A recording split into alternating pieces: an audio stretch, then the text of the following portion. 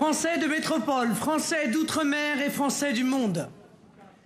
Le peuple français s'est exprimé et me fait l'honneur d'être qualifié au second tour face au président sortant. Qu'il me soit permis d'exprimer aux millions d'électeurs qui m'ont témoigné leur confiance ma plus sincère gratitude. J'en mesure avec humilité toute la responsabilité. J'y vois l'espoir. L'espoir que se lèvent les forces de redressement du pays. Lors de ce premier tour, les Français ont manifestement tenu à arbitrer par le pays un choix fondamental entre deux visions opposées de l'avenir. Soit la division, l'injustice et le désordre imposés par Emmanuel Macron au profit de quelques-uns, soit le rassemblement des Français autour de la justice sociale et de la protection garantie par un cadre fraternel autour de l'idée millénaire de nation et de peuple. Tous ceux qui aujourd'hui n'ont pas voté pour Emmanuel Macron ont bien sûr vocation à rejoindre ce rassemblement. Je me félicite que ce débat si essentiel, que je souhaite loyal et respectueux, puisse durant ces 15 jours se dérouler pour que le peuple français, le peuple souverain, soit en mesure de l'arbitrer par son vote le 24 avril prochain. Dans cette campagne, j'ai décidé d'être libre des attaches partisanes pour être au service de tous et de m'adresser directement à vous. Je continuerai à le faire pour être, si vous le décidez, au lendemain du second tour, sans exclusive aucune, la présidente de tous les Français.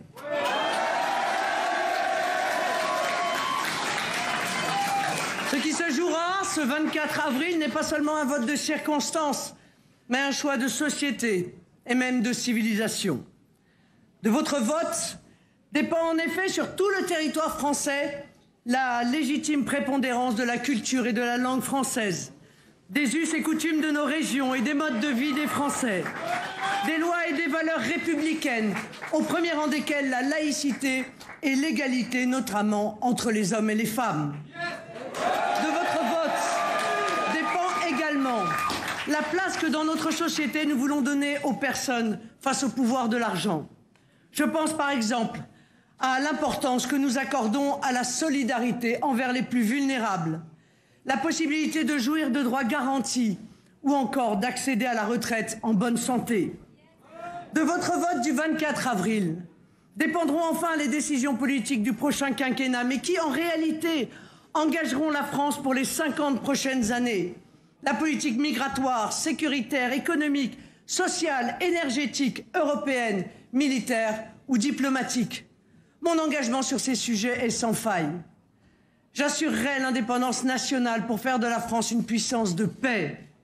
Je restaurerai dans tous les domaines la souveraineté de la France, c'est-à-dire pour les Français la liberté de décider pour eux-mêmes et de défendre leurs intérêts. Je contrôlerai l'immigration et rétablirai la sécurité pour tous. Par l'écoute et l'attention, je garantirai le respect de chacun d'entre vous et tout particulièrement des simples citoyens, des fonctionnaires et des élus trop souvent bafoués sous le dernier quinquennat. Ces derniers mois, je vous ai présenté sans détour, mais sans aucune outrance, les défis qui se posent au pays et les solutions que je vous propose dans le cadre d'un projet travaillé, équilibré et chiffré. C'est avec le même sérieux que j'entends sans attendre recoudre les multiples fractures dont souffre une France trop déchirée et qu'aucun pouvoir n'a su jusqu'ici réparer. La fracture sociale, territoriale, institutionnelle, culturelle, médicale, numérique. Je remettrai la France en ordre en 5 ans pour lui permettre de prendre une place éminente dans ce 21e siècle plein de promesses et d'opportunités. Car au-delà de ce redressement nécessaire, mon projet porte en effet de grandes ambitions pour le pays. Une ambition démocratique avec le référendum d'initiative citoyenne, avec une proportionnelle pour permettre à toutes les opinions politiques de s'exprimer et d'être enfin représentées à l'Assemblée nationale. Une ambition économique et écologique.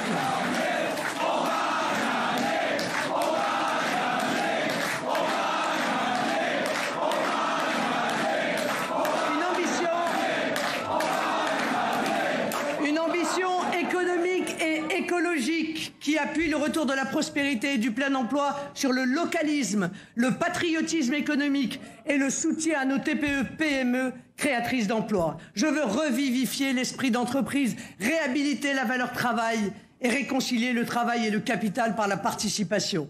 Une ambition sociale qui garantisse à tous une école du savoir, de la promotion sociale et de l'assimilation, le pouvoir d'achat, des salaires et des pensions dignes, un système de santé de qualité accessible à tous et partout, un logement décent.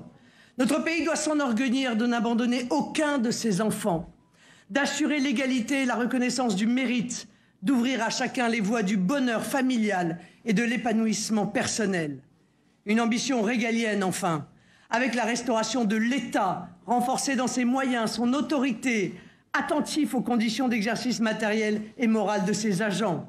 Un État protecteur et juste, garant des libertés de tous, un État stratège au service de la nation, un État au bon endroit. Toutefois, mon ambition maîtresse est d'unir les Français autour de ce grand projet national et populaire. Un projet qui fait la part belle aux jeunes et fortifie le lien entre les générations. Un projet fédérateur pour ainsi faire à nouveau de notre nation une communauté de destin unie et donc invincible. Et de la France un pays qui renoue avec la prospérité et la grandeur.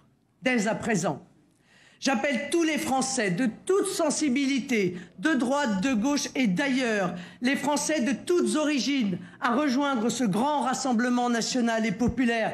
Ensemble, nous allons construire avec enthousiasme et conviction cette victoire pour mettre en œuvre la grande alternance dont la France a besoin et conduire avec bonheur notre grand pays dans le 3e millénaire. Vive la République, vive la France!